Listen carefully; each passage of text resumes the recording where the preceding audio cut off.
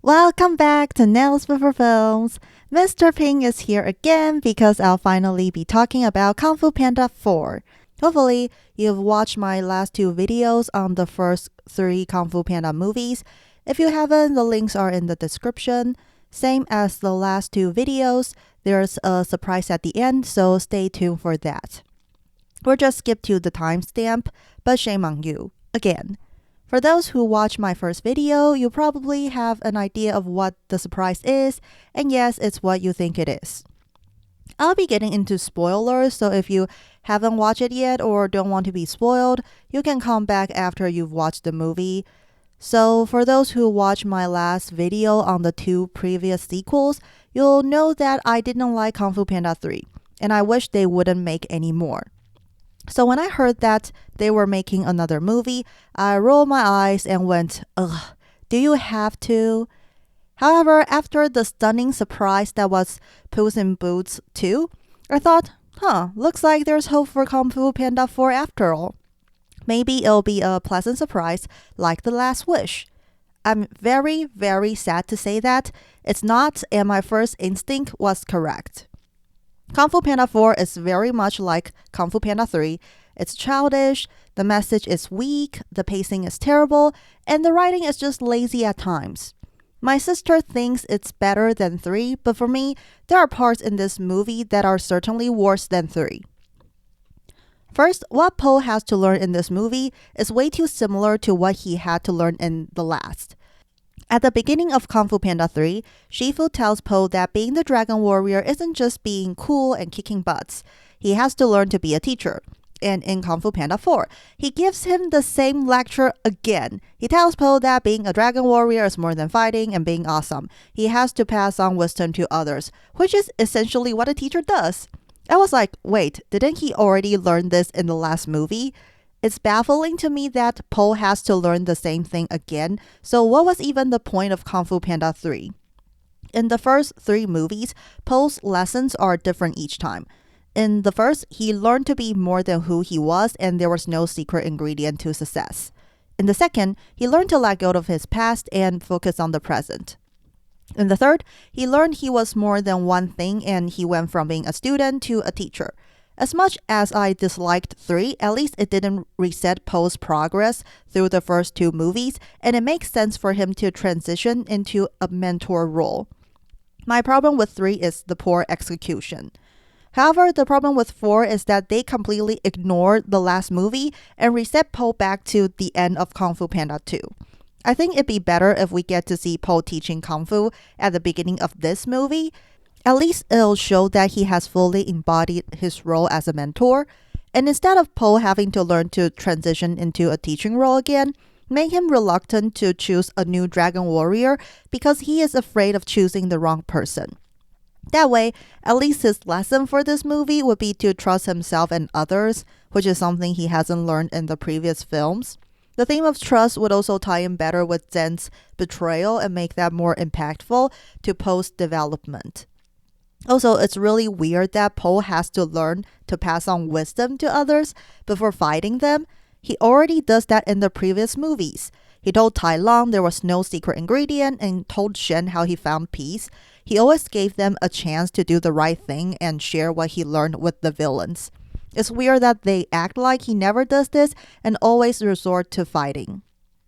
Next, let's talk about Zhen, the new Dragon Warrior.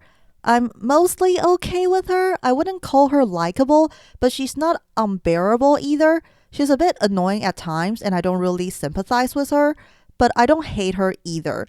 She's just a very typical orphan thief character who had to survive by any means necessary. Her betrayal is so foreseeable too. I saw that betrayal coming when she told Po she could take him to the Chameleon in her prison cell. I was like, wait. That's convenient. The moment Tai Lung shows up, someone immediately knows what's up. Oh, she's working for the Chameleon, isn't she? This is so obviously a trap. So I wasn't surprised at all when she betrays Po. However, I am baffled by how the staff works. I thought you had to be like the next Dragon Warrior or something for the staff to actually work.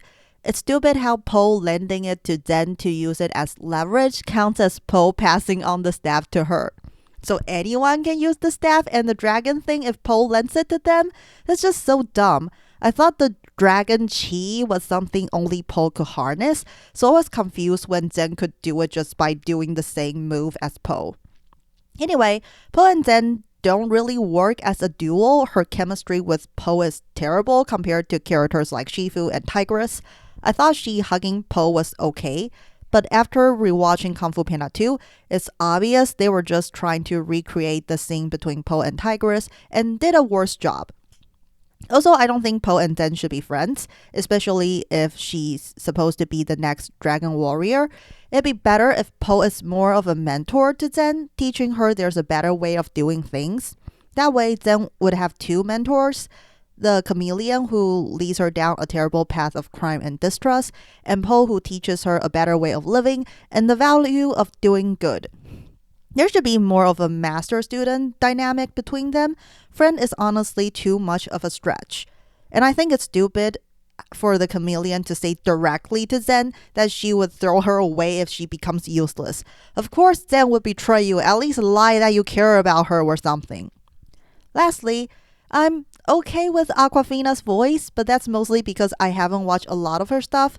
However, I did keep thinking, where have I heard this voice before? Throughout the movie, so it was a little distracting. Besides Zhen, the other new character is the villain, the Chameleon, and I don't like her. Sure, she's got a cool design and gimmick of shape-shifting, but there's honestly not much else to her character. I thought her motive was okay at first, but it didn't make sense if you actually think about it. The reason why she wants to steal Kung Fu is because no one is willing to teach her. They think she's too small, too lowly for it. That kind of made sense until I remembered that characters like Viper and Mantis existed. Seriously, Mantis is literally a bug and they even made fun of his size in the first movie. If he can learn Kung Fu and even become part of the Furious Five, there's no reason whatsoever why the Chameleon can't do Kung Fu. I know it's to connect her with Po because nobody thought Po could do Kung Fu at first, but it's so stupid if you actually think about it. I think it'd be better if she actually tried Kung Fu, but it wasn't for her. She worked really hard, but it just didn't work out. So she turned to sorcery, hoping to be the equal of Kung Fu. She worked really hard to master shape-shifting, yet when she defeated Kung Fu using it, people called her a cheater and looked down on her. This leads to her hatred toward Kung Fu and why she wants to take it away with her sorcery. I feel like something like this would be more convincing than no one was willing to teach her because she's a reptile or whatever. Also, it'd be better if they actually showed her backstory instead of telling us. All of the other villains get their cool flashbacks that explain their backstory, but the Chameleon just has a few lines that don't even make sense.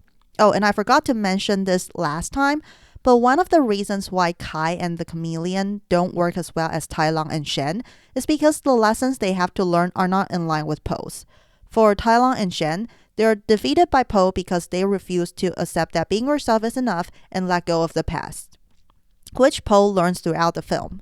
They're the opposite of Po, which is why they work so well as his opponents. But for Kai and the Chameleon, one has to learn more is less and the other has to learn to change, I guess. But it's just so vague, and I don't think Po changing into a wise mentor role is the same thing as the Chameleon changing to a better person. It feels disjointed, and part of the reason why Kai and the Chameleon don't work as well as Tai Lung and Shen. Besides her weak motive, the Chameleon's power is also really weird. First, it's too easy that she can just suck someone's Kung Fu out of them. I already had an issue with Kai sucking people's chi, but at least he had to first defeat his opponents to get their chi. For the Chameleon, she can just suck it out of them without a fight, which makes her really overpowered. And I honestly don't understand how her power works. Can she only suck the power of a spiritual being? But then for some reason, she could use Po's Kung Fu when she transforms into him. She never sucked this Kung Fu, so why could she do that? It's obvious that they just wanted the Po versus Po fight scene, but didn't think it through. And in the end, she just transformed into a freaking chimera dragon monster thing. When I saw that, I was like, what's the freaking point of learning Kung Fu if you're just going to use brute force? can you shapeshift into a monster already? There are just so many things in this movie that look cool but make absolutely no sense. Oh, and it's super weird she summons Shen from Kung Fu Panda 2. Did they forget that Shen isn't that good at Kung Fu, which is why he needs the weapon? So it's really weird that the Chameleon summoned him for his Kung Fu. I'm really not a fan of the Chameleon. Her motive is weird, her power is all over the place, and she's just not that threatening. In the first movie, we know Tai Lung is a huge threat from his prison break scene and his fight with the Five. In the second, Shen freaking kills a Kung Fu master in the beginning, and in 3, we see Kai defeating Wu first and then Shifu. But in this one, the Chameleon terrorized a mine by posing as Tai Lung and threatened some thugs by transforming into an elephant. It's really weak compared to the previous villains, and she just doesn't have the charm. Kung Fu Panda 4 has the same problem as 3. They tried to do too much in an hour and a half. In 3, they had to introduce his dad and the bad guy Kai while developing Po's character. In this one, they had to introduce Zhen and the Chameleon and develop both Po and Zhen. As a result, the new characters are half-baked and not as memorable. For Po, I feel like he's just learning the same thing he did before, and because he had to share the screen with Zhen, his presence is a bit weak. Same as 3, they really need to fast forward some quote-unquote funny stuff and use that time to flush out the characters more. For example, the tavern scene is way too long, and the purpose of that part is mostly for the fight scene and humor. Again, I'm not saying they should cut it out entirely. That scene did show us Po teaching Zhen to do better, but it should definitely be shorter. Same with the scenes with Po's dads. Don't get me wrong, I love the parts with his dads. I love how they get along and worry about their son together. The scenes of them traveling are cute and funny, but it could be shorter. Their scene at the tavern feels dragged on, as well as them watching the fight while drinking martinis or whatever. They are funny at first, but they really drag it on for way too long. I'm also not a big fan of the humor. It's somehow even more childish than Kung Fu Panda 3. The fight scenes are still too fast and too much. They're still entertaining to watch, but you forget about them 5 minutes later. The underground criminal animals are also forgettable. They should have shown us their history with Zhen. The only thing they did was the pangolin looking at her in disappointment when Zhen joined the Chameleon. However, we have no idea how close they were. They could be strangers for all I know. I'm personally okay with the 5 not being in this movie. They probably didn't want to pay the celebrities to voice act.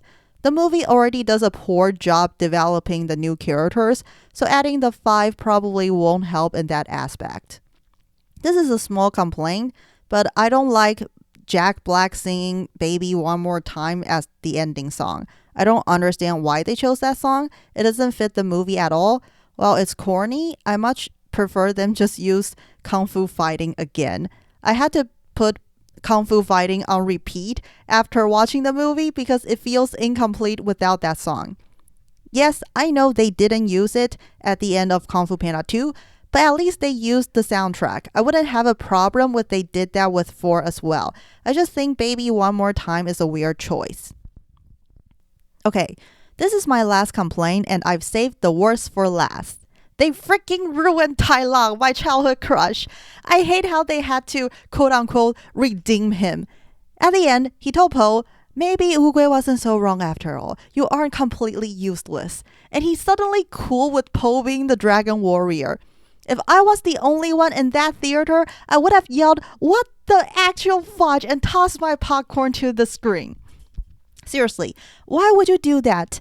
And Tai Lung wasn't the only one. Shen and Kai were both cool with Po after he defeated the Chameleon, and they all went back to the spirit realm willingly. Why? That is just so out of character and completely unnecessary. Why do they feel the need to, quote-unquote, redeem the previous villains? Not only does it defeat the purpose of the previous films, but it also completely take away why we like those villains. One of the reasons why we love characters like Tai Lung and Shen is because they refuse to see the error in their ways. They have the potential for redemption, but they reject it. That's why they're good villains and why their stories are tragic in a sense. They don't need to be redeemed. And even if you were to redeem them, this is not the way to do it. I'm sorry, I just don't believe that seeing Po defeat the Chameleon is enough for these guys to repent. I don't understand why that resolved their betrayal issue. So is Tai Lung okay with Shifu now? Is Shen okay with his parents banishing him? Is Kai okay with Oogway betraying him? Why are they over these personal traumas so suddenly just because Po defeated the Chameleon? It just feels cheap that they're all suddenly on good terms with Po and cool with the fact that he defeated them. I thought Po would forcefully send them back to the spirit realm after restoring their Kung Fu. They wouldn't have a choice. It's weird that they went back on their own. It's so out of character. Well, at least now I know that Kai is still in the spirit realm after Po blew him up with chi at the end of Kung Fu Panda 3. But I don't get why he just went back like that. Didn't he try to escape the spirit realm for 500 years or something in the last movie? Why would he go back without a fight? Whatever. That whole scene was complete idiocy, and the reason why I would consider 4 to be even worse than 3. Without that, I would say 4 is somewhat better than 3. At least teaching Zhen to be a better person is better than him teaching pandas to do Kung Fu in 3. But I hate them ruining the previous villains like that. I can take it if a sequel is bad on its own, but I can't stand it if they undo the previous films and completely miss the point. Please, just leave the past alone. I know I'm biased because I had a huge crush on Tai Lung when I was a kid, and he's still one of my favorite villains. But the film purposefully brought him back for nostalgia bait, so I think it's fair for me to criticize them based on that. They shouldn't have brought back the real Tai Lung. I'm okay with the Chameleon's fake Tai Lung. You could still make the fake Tai Lung say the same thing like Oogway made a mistake to Po. At least you wouldn't be messing up the villains from the previous movies. Seriously, why bring back these perfectly fine characters only to give them a half-ass quote-unquote redemption that is completely unearned? That's basically my thoughts on Kung Fu Panda 4. If I were to take off my childhood crush lenses and judge the film as is, I would say it's slightly better than 3 in some aspects, but overall they're both mediocre. But taking into account my love for Tai Lung, I would say 4 is worse than 3. I just can't get past that hogwash scene. Honestly, when I saw Tai Lung in the trailer, I had a really bad feeling they were going to mess him up. It's so obviously a bait and an instant red flag that the movie has nothing better to show. But like I said before, I was still hoping that the film would be more like The Last Wish and gave it the benefit of the doubt. Sadly, I was wrong. While Kung Fu Panda 4 is not terrible, it's still somewhat entertaining and enjoyable. I wouldn't recommend it to people. I won't tell you to avoid it, but I won't recommend it either, especially if you love the original like me. It's just a movie that doesn't need to exist. Po doesn't learn anything new. The new characters aren't exactly likable. It's just indifferent. Anyway, that's my review of Kung Fu Panda 4. And here's the surprise. The nails, they glow again. I'm mostly happy with this set except for Shen. My red glow-in-the-dark gel polish is really weak, so the whole thing doesn't glow as much as the others. But I'm really happy with how the other nails turned out. It was super fun to do the 3D scale effect. I'm just glad I didn't mess up Tai Lung. I think you can tell I put the most work into him. Hope you guys liked my review and my nails. As always, like, subscribe, comment, share, do what you want. Keep nailing it and eat noodles, people.